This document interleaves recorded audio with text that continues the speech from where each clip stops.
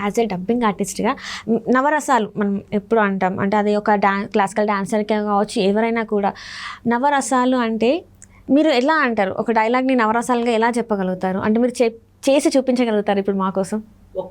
ఒకటే డైలాగ్ని నవరసాల్లో చేయాలి అంటే ఎలా? టాస్క్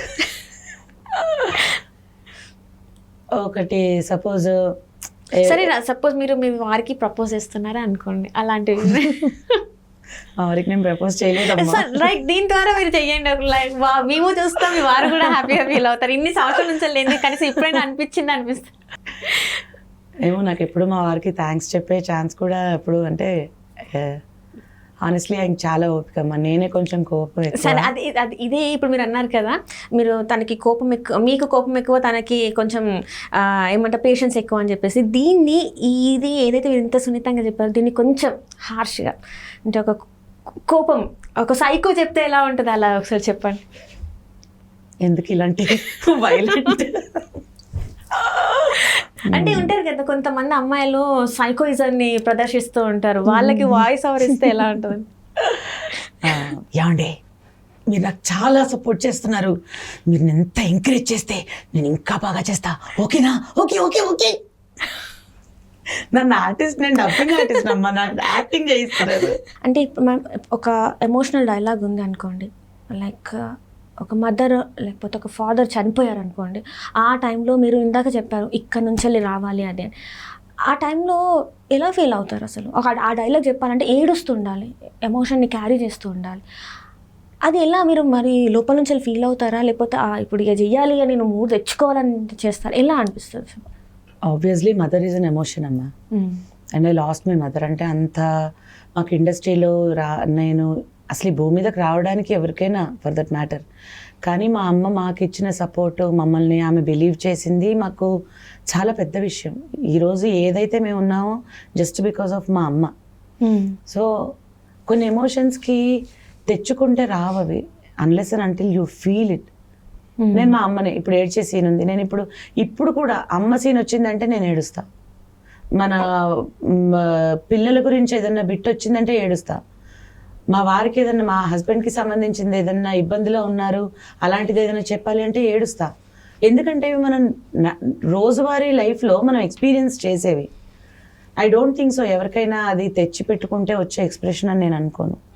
అది ఆటోమేటిక్గా నేను ఆర్టిస్ట్ బ్యాక్గ్రౌండ్ కూడా ఉన్నదాన్ని కాబట్టి నేను ఎమోషనల్, ఇంకొంచెం ఎక్కువ ఎమోషనల్, నేను తొందరగా చెప్పేస్తాను. రైట్. అంటే ఇందాక మనం టాపిక్ కట్ అయిపోయింది ఏంటంటే బాపు గారితోనే చేశారు, అండ్ ఆఫ్టర్ దట్ బాపు గారితో తర్వాత ఇంకెవరు ఏ పెద్ద డైరెక్టర్స్తో చేశారు?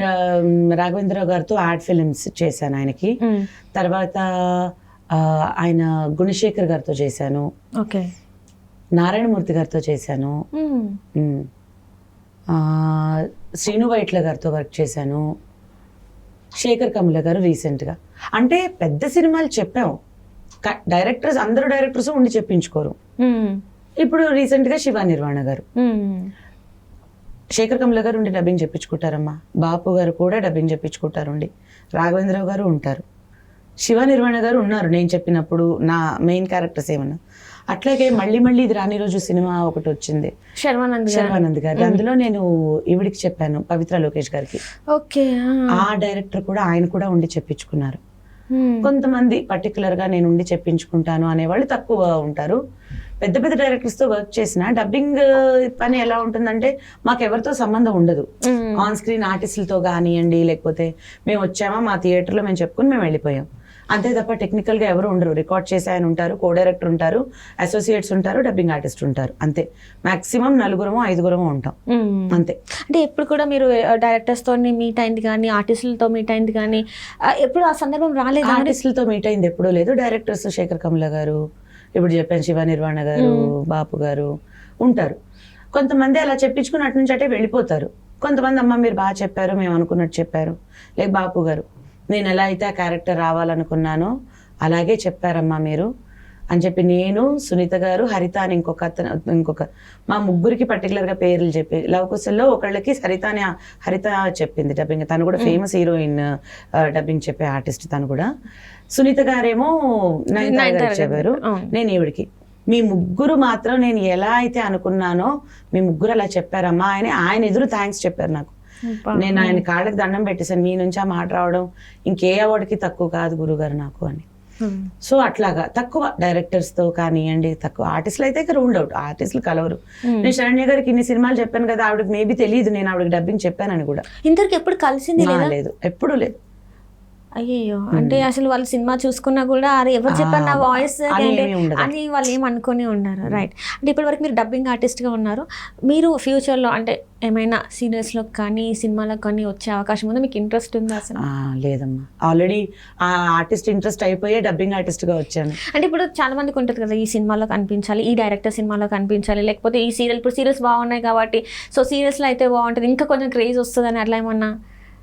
ఫుల్ ఫ్లెడ్జ్గా ఉన్నారు డబ్బింగ్లోనే ఉన్నాను. ఇది అయిన తర్వాత నేను నా పిల్లల మీద కాన్సన్ట్రేట్ చేయాలి. నేను ఇప్పుడు ఇంకా వాళ్ళు చిన్నపిల్లలు జస్ట్ ఉన్నారు కాబట్టి, బట్ లేటర్ ఆన్ వాళ్ళకి ఇప్పుడు అవసరం, ఎస్పెషలీ మగ పిల్లలకి మదర్ గైడెన్స్ కొంచెం వాళ్ళకి ఎక్కువ. ఫ్యామిలీకి నాకు ఇష్టపడతాను అంటే బయటకు వెళ్ళడము, బయట ఫ్రెండ్స్తో వెళ్తా. లిమిటెడ్ ఉన్నారు నాకు, చాలా లిమిటెడ్ ఫ్రెండ్స్. వాళ్ళకి పర్టికులర్గా ఒక టైంలోనే మెజారిటీ టైం ఇంట్లో ఉండడానికి, మా అత్తయ్య గారు మావయ్య గారితో స్పెండ్ చేయడానికి నాకు అదే ఇష్టపడతాను నేను, పిల్లలు ఫ్యామిలీతో. అండ్ రైట్, ఏంటంటే ఇప్పుడు వచ్చే జనరేషన్ డబ్బింగ్ ఆర్టిస్టులు ఒకవేళ వాళ్ళు డబ్బింగ్ ఆర్టిస్ట్ అవ్వాలి అనుకుంటే మీరు వాళ్ళకి సజెస్ట్ చేసే కొన్ని సలహాలు సూచనలు ఏంటి? సజెస్ట్ చేసే అంత చెప్పలేను కానీ తీసుకునేంత స్టేజ్లో ఎవరూ లేరు. Everybody is matured enough. ఒక్కటే ఇక్కడ కావాల్సింది ఏంటంటే కమిట్మెంట్, వర్క్ పట్ల డెడికేషన్. నేను ఈ క్యారెక్టర్ కమిట్ అయ్యాను అంటే దానికి న్యాయం చేయాలి, నేర్చుకోవాలి, మంచిగా మన పని ముందుకు చేసుకుని వెళ్ళాలి. ఎందుకంటే ఈ మధ్య మా దాంట్లో కూడా ఎక్కువ నెంబర్ ఆఫ్ ఇష్యూస్ అనుకోండి, లేకపోతే కంప్లైంట్స్ అను, చిన్న వాటిల్ని పెద్దగా చేయడము, లేకపోతే ఏదో సంహవ్ అంత హెల్దీగా లేదు. అది అవసరం లేదు. ఇప్పుడు మా జనరేషన్ వరకు మా పైన అంటే మా బ్యాచ్ వాళ్ళెవరికి కూడా ఎటువంటి ఈగో క్లాషెస్, ఎటువంటి గొడవలు ఏం లేవు. బట్ ఈ మధ్యలో వస్తున్న డబ్బింగ్ ఆర్టిస్టులు అందరూ కూడా ఒకళ్ళది నాది వాళ్ళు తీసేసుకున్నారు, ఈ kind of that should not. అది ఉండక్కర్లేదు. ఎవరికి వచ్చేది వాళ్ళకి వస్తుంది. బోల్డ్ ఛానల్స్ ఉన్నాయి, బోల్డ్ పనులు ఉన్నాయి, ఎవరికైనా ఆపర్చునిటీస్ ఉన్నాయి, ఇంకో 1000 మంది వచ్చినా ఉన్నాయి. మనకే రాలేదని పట్టించుకోక్కర్లేదు. సో అక్కడ మనము హ్యాపీగా ఉంటే ఆటోమేటిక్గా వర్క్. అట్లాగే టైంకి వెళ్ళడం. నేను అందరికీ అదే చెప్తా, టైం, మీరు ఈ టైం చెప్తే ఈ టైంకి వెళ్ళాల్సిందే. ఎందుకంటే మాకు అదే చెప్పారు చిన్నప్పటి నుంచి థియేటర్ నేర్చుకున్నప్పుడు.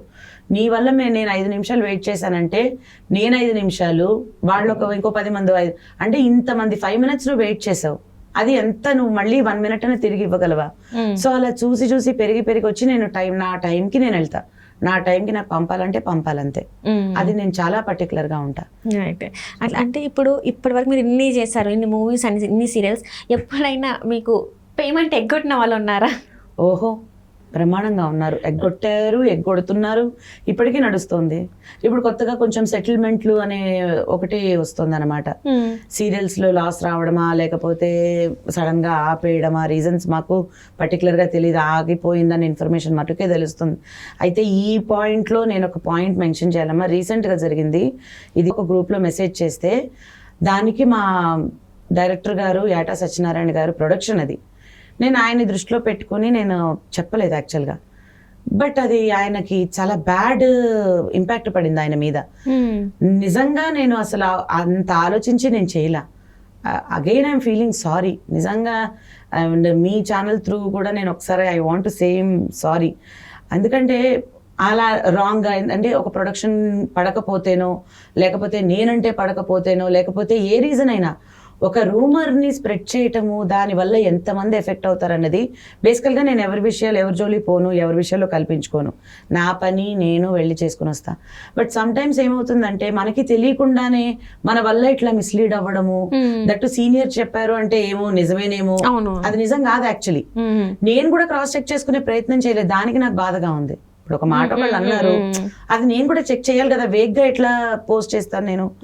సో ఇలాంటివి కొన్ని, అసలు ఒకప్పుడు ఇవన్నీ లేవు. ఆమె నచ్చలేదు కాబట్టి టార్గెట్ చేద్దాం, లేకపోతే వాళ్ళ ప్రొడక్షన్ వాళ్ళు ఎదిగిపోతున్నారు కాబట్టి వాళ్ళని టార్గెట్ చేద్దాం. ఇది ఎవరు చేస్తారో ఎందుకు చేస్తారో తెలియదు. ఎవరి పనులు వాళ్ళు చేసుకొని పోయి ఎవరి లైఫ్లు వాళ్ళకి బతకొచ్చు కదా. నాకు అది నిన్నటి నుంచి అదే ఆలోచిస్తున్నారే, ఏంటిది ఇట్లా, ఎందుకు ఇట్లా అయిపోతుంది, వాల్యూస్ ఎక్కడ పోతున్నాయి అని. అట్లా. అండ్ ఇంకొకటి ఏంటంటే మ్యామ్, డబ్బింగ్ ఆర్టిస్ట్ శ్రీవల్లి గారు ఫినాన్షియల్గా స్ట్రాంగ్గా ఉన్నారా లేరా? ఎందుకంటే ఇండస్ట్రీలో ఉన్న వాళ్ళందరూ కూడా ఫినాన్షియల్గా స్ట్రాంగ్ ఉంటారు అంటారు, ఏ క్రాఫ్ట్లో చేసినా కూడా ఫినాన్షియల్గా స్ట్రాంగ్ ఉంటారు. మరి శ్రీవల్లి గారు ఫినాన్షియల్ స్టేటస్ ఏంటి? సెల్ఫ్ సఫిషియెంట్ అమ్మ, స్ట్రాంగ్ అని చెప్పలేను కానీ లైఫ్ చక్కగా వెళ్ళగలిగే అంత కంఫర్టబుల్ జోన్లోనే ఉన్నాము, ఇబ్బంది లేదు. మరీ స్ట్రాంగ్ అంటే ఏదో పెద్ద ఇదని కాదు కానీ ఎస్ డెఫినెట్లీ కంఫర్టబుల్గా అయితే చాలా కంఫర్టబుల్ పొజిషన్లో ఉన్నాం. Right. And last question madam, ఇండస్ట్రీలో డబ్బింగ్ ఆర్టిస్టుల కోసం ఏదైనా చేయాలి అంటే ఇండస్ట్రీ నుంచి మీరు ఏం కోరుకుంటున్నారు? అసలు ఇండస్ట్రీ మాకు ఇది చేస్తే బాగుంటుంది అని మీరేమనుకుంటున్నారు? లైఫ్ పరంగా ఆలోచిస్తే మాకంటూ ఎలాంటి సెక్యూరిటీ లేదమ్మా. హెల్త్ ఇప్పటిదాకా మాకు మేజర్ హెల్త్ కార్డ్స్ ఏమీ లేవు. ఇప్పుడు ఆర్టిస్టులకు కానివ్వండి, వేరే వాళ్ళందరికీ కిమ్స్ నుంచి కానివ్వండి, అపోలో కార్డ్స్ కానీ అలా ఉన్నాయి. వాళ్ళకి 5 లక్షలు ఎన్నో లక్షల దాకా వాళ్ళ కవరేజ్ ఉంది. బట్ మాకు అది లేదు. సో మీరు అది కోరుకుంటున్నారు? అది అండ్ ఇల్లు కానివ్వండి, ఇప్పుడు మాలాంటి వాళ్ళకి కాదు, చాలా పేదవాళ్ళు చాలా కొంతమంది ఉన్నారు, వాళ్ళకి ఇళ్ళు స్థలాలు ఏదో ఒకటి.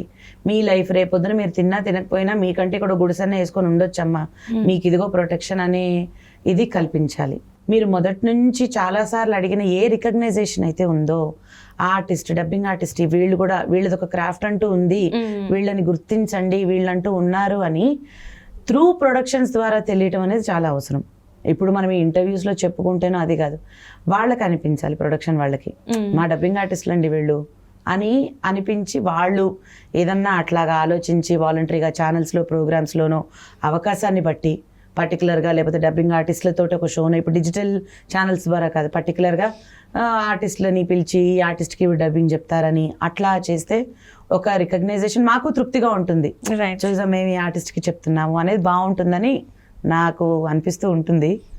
బట్ చూడాలి ఎలా ఉంటుందో. Right. Thank you so much madam. మీరు ఇంత అంటే మీ వాల్యుబుల్ టైంని, ఇంత బిజీ స్కెడ్యూల్ని కూడా మీరు పక్కకు పెట్టి మా కోసం మా స్టూడియోకి వచ్చి అండ్ ఈ జనాలకు కూడా అంటే డబ్బింగ్ ఆర్టిస్ట్ లైఫ్ ఎలా ఉంటుందో మీరు చాలా చక్కగా చెప్పారు. అండ్ వచ్చే ఫ్యూచర్ జనరేషన్ వాళ్ళు కూడా ఎలా ఉంటారు ఏంటనేది కూడా చెప్పారినందుకు చాలా చాలా thank you so much madam. నేను థ్యాంక్స్ చెప్పాలమ్మా, ఎందుకంటే చాలామంది ఇంటర్వ్యూ